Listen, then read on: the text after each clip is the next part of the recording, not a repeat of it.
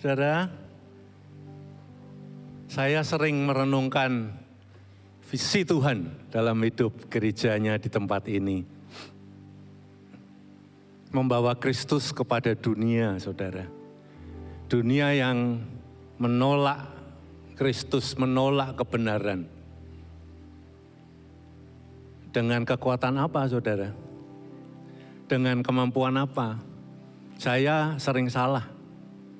Saya banyak salah. Keluarga kami tidak sempurna. Bagaimana caranya mempresentasikan Yesus di dunia ini?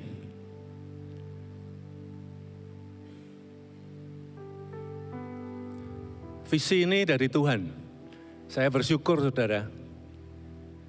Dan kalau visi dari Tuhan, Dia akan mampu bisa menggenapinya dalam hidup kita.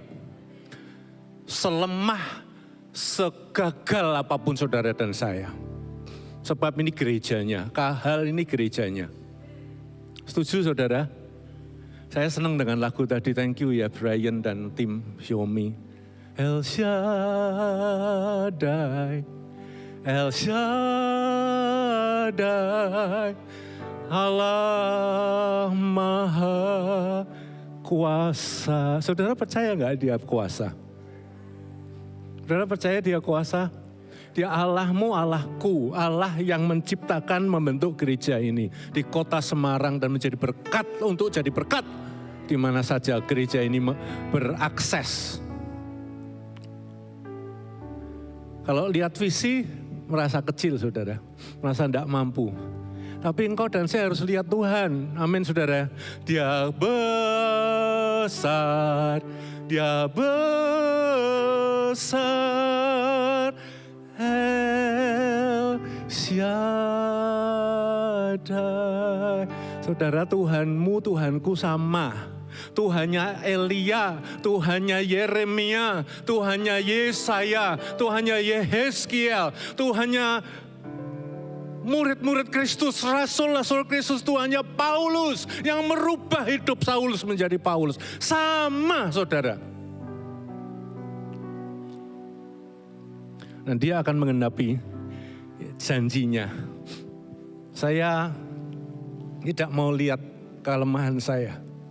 Saya mau lihat kebesarannya. Saudara mau sepakat dengan saya? Bilang sama-sama ya, Dia El Shaddai.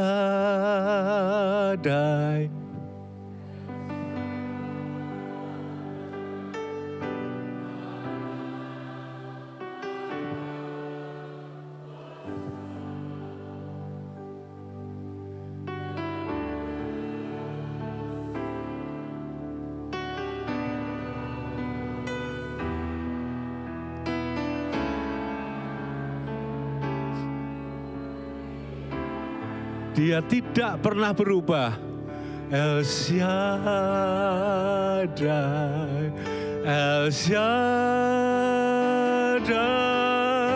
Allah Maha Kuasa. Berkat-Nya melimpah.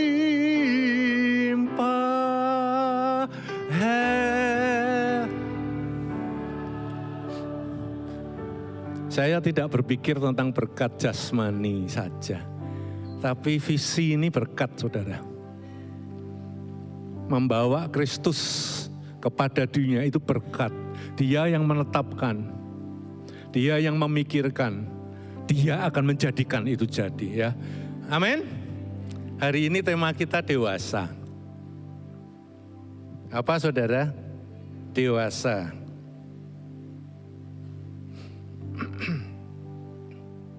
Tentu saja yang kita bicarakan bukan dewasa jasmani, ya. Yang saya maksudkan di sini adalah dewasa rohani.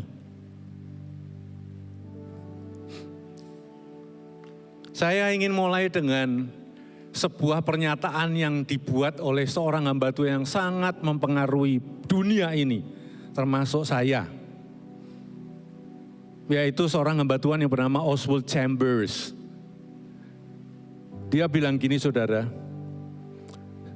kedewasaan rohani tidak dihasilkan oleh bertambahnya usia, tetapi oleh ketaatan kepada kehendak Tuhan. Kedewasaan rohani tidak dihasilkan atau produksi karena bertambahnya usia, tetapi oleh ketaatan kepada kehendak Tuhan. Jadi kedewasaan rohani itu adalah buah hasil dari ketaatan kepada kehendak Tuhan. Saudara setuju dengan ini? Saya setuju, saudara.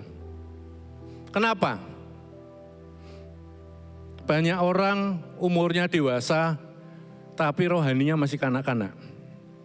Jadi tubuhnya dewasa, tapi rohnya masih kanak-kanak. Kenyataan memang begitu. Tadi sudah didoakan oleh Om Petrus ya. Saya bersyukur untuk doa-doa tersebut. Nanti endingnya kita akan tutup dengan doa. Permohonan yang sama. Supaya kita ini dewasa secara rohani. Karena hanya orang dewasa yang bisa membawa Kristus kepada dunia ini.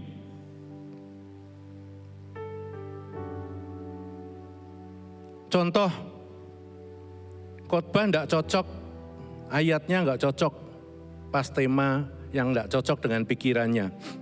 Bukan yang dikoreksi pikirannya, saudara. Keluar dari tempat ibadah, pulang, enggak seneng. Ini anak-anak rohani. Yang salah firmannya, yang salah ayatnya. Enggak cocok, keluar. Marah, enggak seneng. Ini contoh-contoh ya. Dinasihati saudara seiman, enggak terima kasih kan, Amsya ya, makasih. Tolong doakan saya. Tapi malah nesu. Yang memberi nasihat didiamkan. Yang memberi nasihat dijauhi. Udah enggak usah kumpul sama dia. Hanya ngomong. Sok rohani. Ini kenyataan. Tubuhnya dewasa, tapi rohaninya kanak-kanak.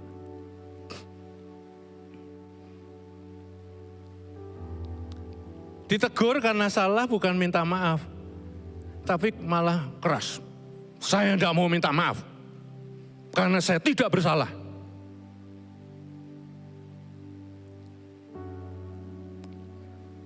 Ada enggak model begitu di sekitar saudara dan saya? Ada banyak. Saya juga sering jatuh di tempat ini, saudara. Kedewasaan rohani ini bukan banyaknya umurmu dan umurku. Tapi banyaknya engkau dan saya mentaati firman-Nya itu. Tuhan, itulah kedewasaan rohani. Saudara, kalau mau lihat contoh orang yang full grown, dewasa, matang, itu Yesus. Ada satu ayat yang saya suka sekali di Filipi 2 ayat yang ke-8, dia bilang begini, dan dalam keadaan sebagai manusia, ia telah merendahkan dirinya dan taat sampai mati, bahkan sampai mati di kayu salib. Allah Maha Besar, pencipta langit dan bumi, pemilik semua cakrawala, turun sebagai manusia.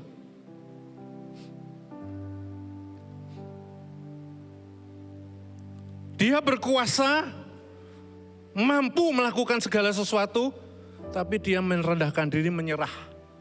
Disalib. Disalib itu menyerah, saudara.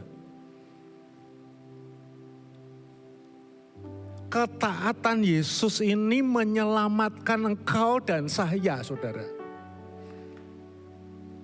Orang yang matang secara rohani itu membawa keselamatan, membawa kabar baik, membawa Kristus kepada dunia ini. Kita dipanggil untuk menjadi seperti Kristus. Ini visi besar. Saya sering berkata, apa bisa Tuhan? Kami kecil, kekuatan kami terbatas, apa bisa? Bisa. Tapi engkau dan saya mesti meresponi, mengizinkan Tuhan memimpin hidup kita dalam ketaatan demi ketaatan supaya kita tumbuh dewasa. Contohnya Yesus, Allah Maha Besar turun jadi manusia, berkuasa, nyerah disalib. Bisa enggak dia tidak mau? Bisa. Tapi ketaatannya menghasilkan keselamatan bagi engkau dan saya. Contoh lain, sebuah peristiwa di Markus pasal ke-6 dicatat. Peristiwa badai besar yang dialami oleh murid-murid setelah ada badai yang lalu, ada badai baru yang dialami lagi. Di Markus 6 itu ceritanya terjadi setelah Tuhan Yesus melakukan mujizat, memberi makan 5.000 orang laki-laki atau 20.000 orang banyaknya. Jadi mujizat besar terjadi, roti dibagi, semua dapat makan, sisa 12 bakul, dicatat di firman Tuhan, hari sudah menjadi gelap. Kan memang waktu awal mujizat itu hari gelap. Dan waktu hari gelap, setelah makan, orang-orang disuruh pulang sama Tuhan 20.000 orang. Tapi kepada murid-muridnya diperintahkan seperti ini. Markus 6 ini dicatat. Ingat, hari sudah gelap, malam hari. Ayat 45 dicatat begini. Sesudah itu Yesus segera memerintahkan murid-muridnya naik ke perahu dan berangkat lebih dulu ke seberang, ke Betsaida. Sementara itu Tuhan menyuruh orang banyak pulang. Yesus memerintahkan murid-muridnya naik ke perahu mendahului ke seberang. Saudara-saudara, malam hari Tuhan bilang, udah kamu nyebrang dulu. Kalau Tuhan bilang kamu nyebrang dulu, Tuhan Yesus ada ikut enggak? Ikut enggak? Enggak, ya. Jadi murid-muridnya 12 bilang, Tuhan bilang sama muridnya, kamu nyebrang dahulu ke sana. Mendahului aku ke Betsaida. Saudara, berarti nyebrang Danau Galilea, Betsaida sebelah sana, mereka ada di sini, nyebrang. Saudara, fakta-fakta yang ada. Danau Galilea adalah danau yang sering kali ada badai. Mungkin karena besar dan bentuknya yang khusus, itu kalau ada angin besar itu badai gampang terjadi di Danau Galilea tersebut. Saya pernah tinggal di Sulawesi Tengah, di kota Palu, dan dekat kota Palu ada kota Poso, ada sebuah danau namanya Danau Poso. Saudara pernah ke sana? Ada yang pernah? Sangat cantik. Jangan pergi Singapura, Malaysia terus, pergilah ke Poso. Sangat bagus, danaunya cantik sekali. Saya pernah menaik perahu, menyeberang dari sebuah tempat ke tempat lain. Saudara, kalau ada angin, ombaknya itu menakutkan. Kalau laut dia ombaknya bisa sekali gini ya, set habis. Kalau danau itu kocak. Ombaknya tuh bisa dari sana, bisa dari sana, bisa dari sana. Kalau bahasa Jawa bilang kopiak, tahu ya kopiak? Bisa diombang-ambingkan gitu. Sangat menakutkan. Kira-kira Tuhan Yesus yang orang Galilea itu tahu enggak kalau danau itu sering badai? Tahu enggak saudara? Yesus kan orang lokal tuh. Tahu enggak kalau faktanya bahwa danau itu sering terjadi badai? Tahu enggak? Tahu. Murid-murid yang nelayan, tahu nggak kira-kira bahayanya kalau menyeberang di danau yang penuh badai? Tahu nggak murid-murid bahayanya? Tahu. Tapi Yesus memerintahkan, nyebrang dulu. Saya di sini, Tuhan mau berdoa dulu. Nyebrang dulu. Saya bayangkan murid-muridnya ya. Saudara kalau murid-muridnya coba bayangkan. Takut ngomong tapi gerundel. Mungkin yang paling berani ngomong tuh Petrus. Dia langsung bilang, Tuhan Yesus, aneh apa-apaan suruh nyebrang. Kan badai bahaya, saya ini nelayan puluhan tahun. Kalau nyebrang di situ bisa mati. Saudara kalau menghadapi perintah Tuhan, firman Tuhan, respon ini bisa macam-macam, benar tidak saudara ya? Saya bayangkan murid Yesus lagi yang Yohanes, kan paling muda, paling kecil. Takut Tuhan, aku tidak mau ikut, aku tak di sini sama engkau, takut Tuhan, takut. Atau Andreas yang penuh perhitungan. Andreas bilang begini, Tuhan, yang lalu waktu kita naik perahu ada engkau saja, kita juga ngalami badai Tuhan. Ini kamu suruh aku pergi sendiri, enggak mungkin Tuhan. Atau mungkin enggak langsung kepada Tuhan, mereka gerundel di antara, gerundel tahu ya. Mereka ngerasani Tuhan, ini Tuhan gimana sih? Dulu Tuhan enggak ikut saja kita mau mati semua. Tuhan gimana sih? Ngasih perintah enggak masuk akal. Masa kita diperintahkan pergi dulu? Tuhan enggak ikut dulu, Tuhan ikut aja. Kita ya kena badai mau mati. Atau Matius itu kan pemungut cukai ya, penuh informasi. Saudara, tuh dia bilang gini, aku tuh sudah baca weather forecast. Seminggu ini di handphoneku ini, dari tanggal 1 sampai 10, ini akan hujan 90%. Kemudian kemungkinan angin topan bisa 85%. Ini Tuhan ini gimana sih? Nyuruh kita masuk ke badai mau membunuh kita ya? Kira-kira Matius begitu. Kalau Thomas gimana responnya? Thomas gimana?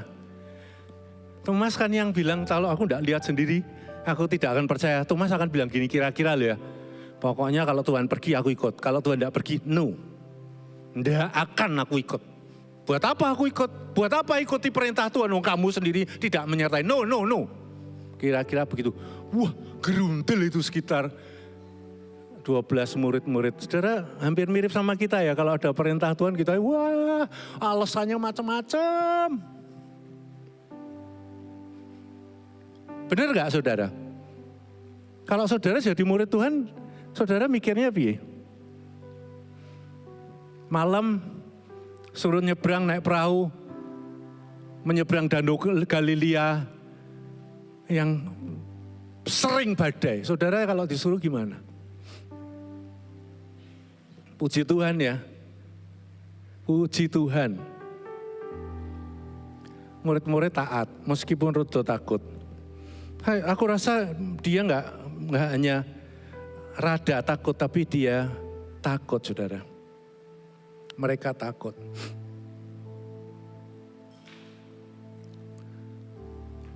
Bagaimana kalau Tuhan perintahkan saudara untuk memasuki situasi yang tidak baik? Membawa Kristus kepada dunia. Gimana saudara? Perintah Tuhan sulit. Kan sering kita bilang gitu toh. Saya ngalami saudara, sebelum kita pindah relokasi ke Thailand, umur saya 48. Tahun 2009.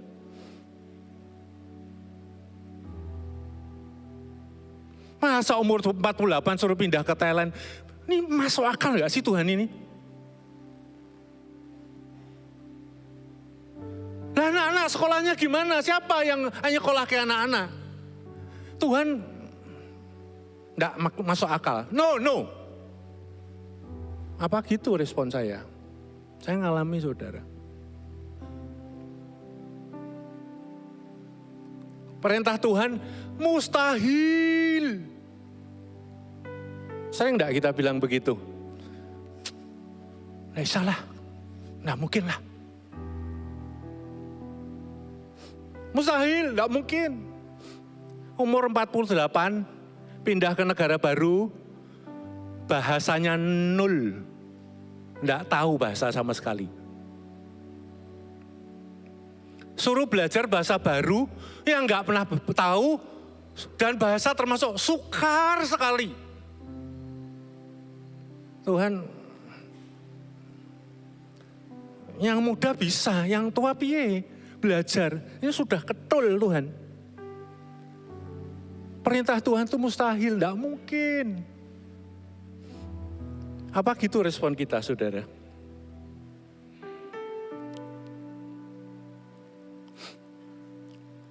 Puji Tuhan murid-murid taat ya. Puji Tuhan murid-murid taat. Taat enggak, saudara? Mereka nyebrang loh. Dan memang nyebrangnya dengan penuh ketakutan.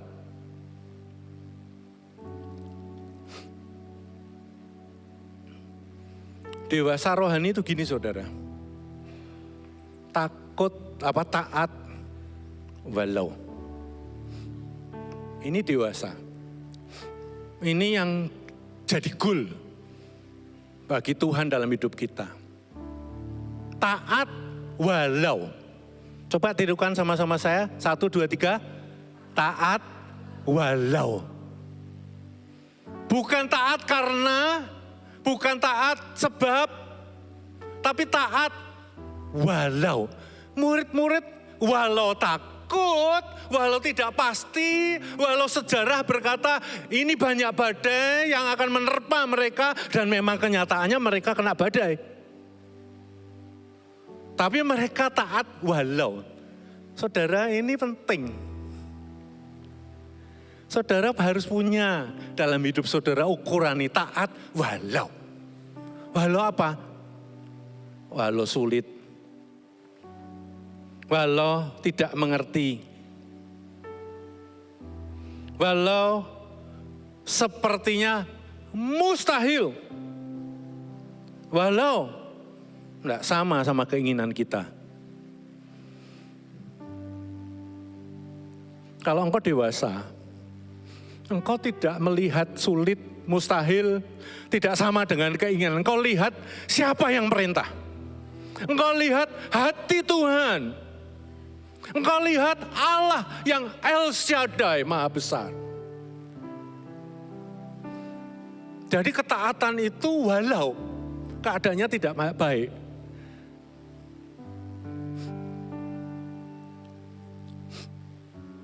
Kalau lihat ke belakang, kami sudah 14 tahun tinggal di Thailand, dan Tuhan luar biasa, setia. Yang saya takuti tidak terjadi. Justru mujizat-mujizat besar, saudara, murid-murid ngalami mujizat. Buah ketaatan adalah mengalami mujizat Tuhan. Saudara mau mengalami mujizat Tuhan. Buah ketaatan itu mujizat Tuhan, saudara. Amin ya. Murid-murid memang mengalami badai. Tapi Yesus datang berjalan di atas air. Hal-hal supranatural, Yesus datang jalan di atas air above all nature. Di atas hukum-hukum alamiah akan terjadi dalam hidup saudara. Saya berdoa gereja ini mengalami banyak mujizat, hal-hal supranatural terjadi di tengah-tengah kita. Karena kita harus bawa Kristus itu. Kristus itu bukan manusia. Kristus itu bukan guru agama yang ajarannya bagus. Hikmatnya hebat. Bukan, dia Tuhan. Dia Allah pencipta langit dan bumi. Dia Allah yang di atas semua yang natural. Nah, ketaatan saudara akan membawa hal-hal yang supranatural itu terjadi. Seperti murid-murid tadi, saudara, kita butuh hal-hal yang supranatural. Amin ya saudara? Amin kan? Banyak hal-hal yang kita tidak tahu, kita terbatas. Dunia ini terbatas. Saya habis besuk seorang teman yang memiliki cucu.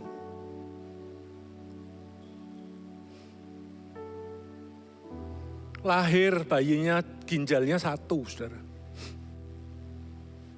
Uterusnya entah gimana enggak bertumbuh normal. Saya deg-degan. Anaknya, orang tuanya deg-degan. Sudah deg-degan enggak kalau lihat begini, kalau engkau mengalami seperti itu? Ya takut enggak? Deg-degan. Saya di situ, saya berdoa, saya bilang, Tuhan apa aku bisa? Aku butuh hal yang supranatural terjadi melalui hidupku, melalui hidupmu. Amin ya saudara ya. Dunia ini membutuhkan, dunia yang penuh dengan dosa ini membuat semua kelemahan, kesalahan, kegagalan terjadi. Sebab itu Tuhan memanggil engkau dan saya gerejanya untuk membawa Kristus kepada dunia. Kita tidak bicara tentang ajaran Tuhan saja, kita bicara mengenai kuasa Tuhan. Tuhan juga bilang kerajaan Allah bukan cuma perkataan, tapi kuasa. Ini yang kita tidak punya, kita miskin pengalaman. Baru kemarin saya ditelepon teman dari Thailand.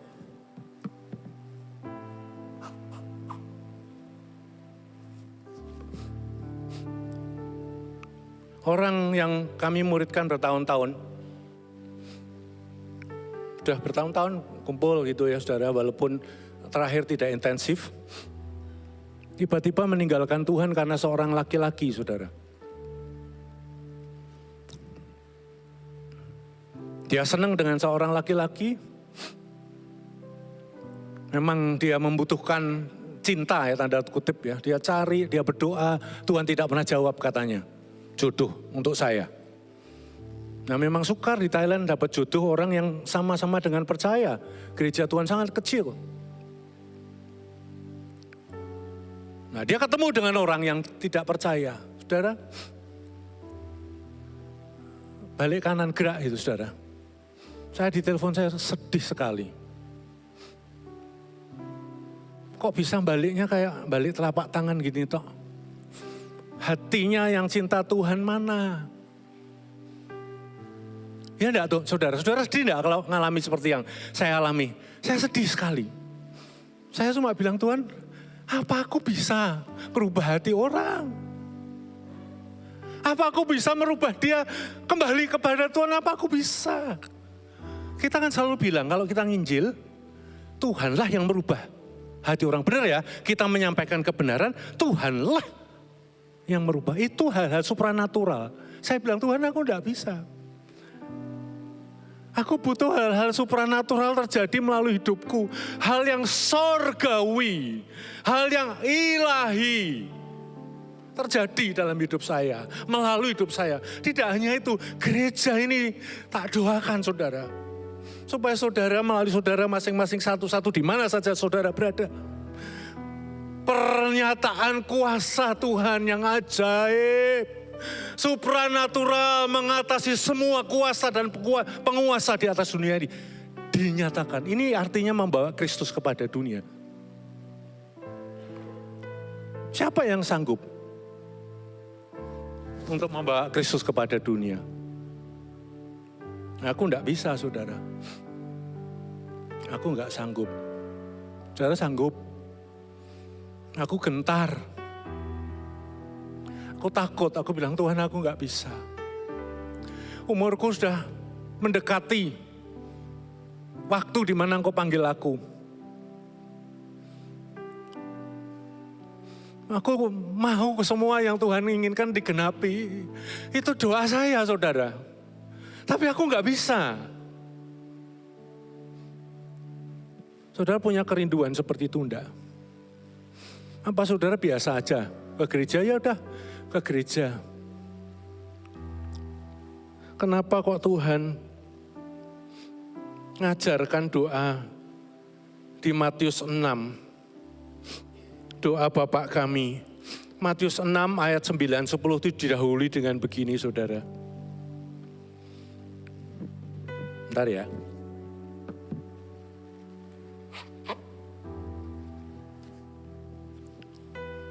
Didahului dengan gini saudara. Karena itu berdoalah demikian. Bapa kami yang di sorga, dikuduskanlah namamu. Datanglah kerajaanmu. Jadilah kehendakmu di bumi seperti di sorga. Di hati Tuhan, di hati Bapa di sorga, di hati Tuhan Yesus. Yang dia inginkan, yang dia pikirkan, yang ada memenuhi hidupnya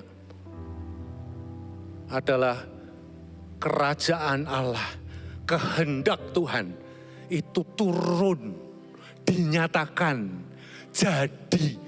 Ini bicara mengenai sorga turun, heaven come down, sorga turun saudara.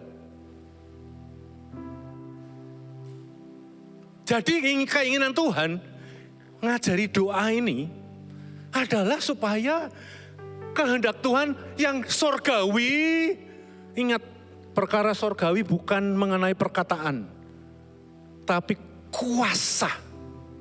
Hal-hal supranatural turun, terjadi, itu pikiran dan hati Tuhan. Makanya dia ngajari berdoa begini. Bapa kami yang di surga, dikuduskanlah namamu. Dihormatilah namamu, disembahlah namamu. Banyak kali kita ini tidak membuat Tuhan disembah. Kita ini membuat Tuhan dipermalukan, terus terang, ya kan? Kenapa? Kita banyak salah, kita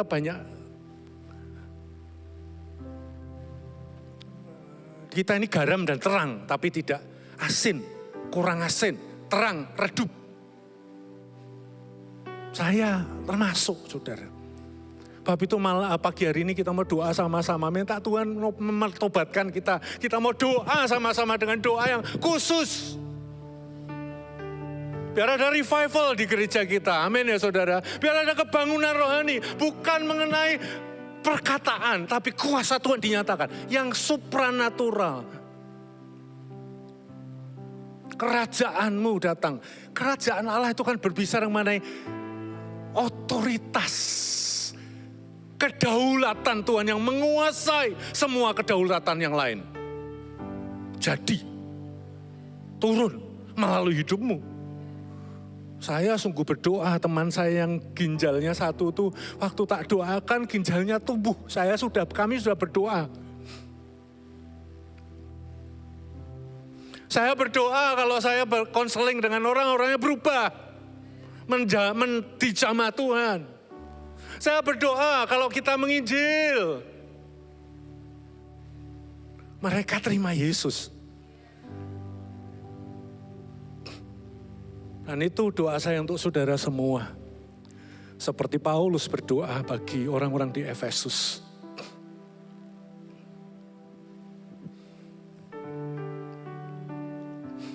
Biar keselamatan, pertobatan, kesembuhan, pertolongan dari Tuhan turun, dari sorga turun. Saudara, doa Matius 6 ini tidak bisa didoakan oleh anak-anak rohani.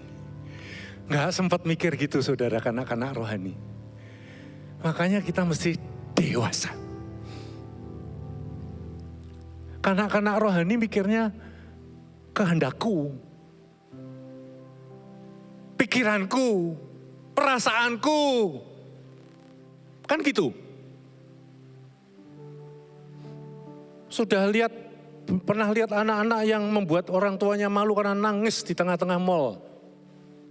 Meminta sesuatu dan orang tuanya sampai harus menuruti karena malu. Anaknya teriak-teriak. Wah! Anak-anak memang pusatnya ya dia. Makanya tadi ciri-ciri anak rohani, kanak-kanak rohani itu, yaitu keinginanku. Bagaimana dia bisa berdoa, kehendakmu jadi Tuhan. Keinginanku piye Tuhan? Itu yang lebih tepat kalau kanak-kanak. Kanak-kanak tidak bisa berdoa kerajaanmu, semua kehendakmu, kerajaanmu datang, tidak bisa. Dia akan berdoa, kehendakku piye?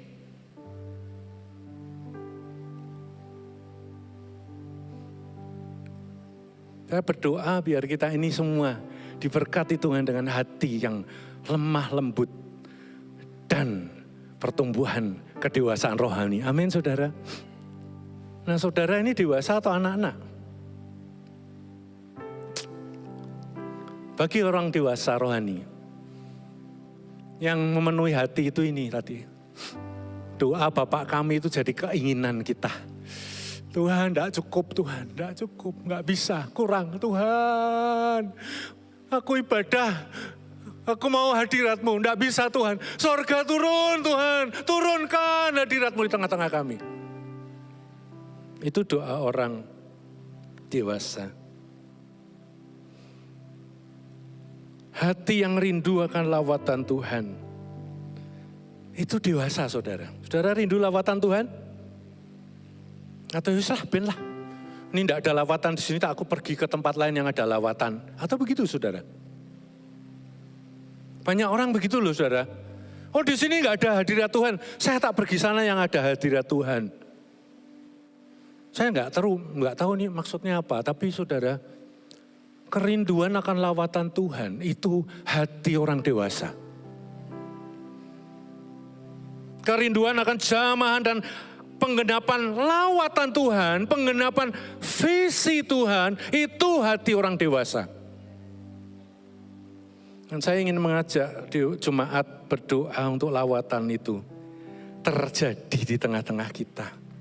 Apa tuh maksudnya lawatan? Lawatan itu maksudnya hal surgawi, hal ilahi, hal supranatural turun dari surga di tengah-tengah kita.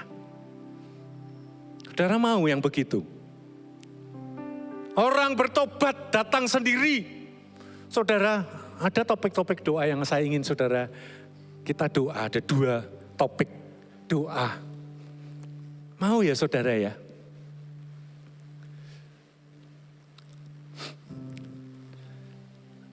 Saya mau kita berdoa bersama-sama nanti. 2 topik di ujung daripada ibadah ini. Yang pertama, apa saudara? Pertama apa? Perubahan hati kita. Hati kita lemah lembut, taat, cinta Tuhan, cinta firman, ini mesti didoakan saudara. Ini berkat, ini hal supranatural. Hidup melayani Tuhan, ini dewasa, ini supranatural. Yang kedua apa saudara? Pernyataan mukjizat Tuhan. Ada orang sakit disembuhkan, orang berdosa diselamatkan, jiwa baru ditambahkan. Amin saudara. Saudara kepengen enggak ini terjadi di tengah-tengah jemaat kita? Yang ingin angkat tangannya, yang ingin. Saudara ingin? Saudara ingin ini terjadi di tengah-tengah kita? Ada 1 lagu yang saya ingin nyanyikan bersama-sama dengan tim musik. Tolong worshipernya. Judulnya Mahkota Kehidupan. Saudara,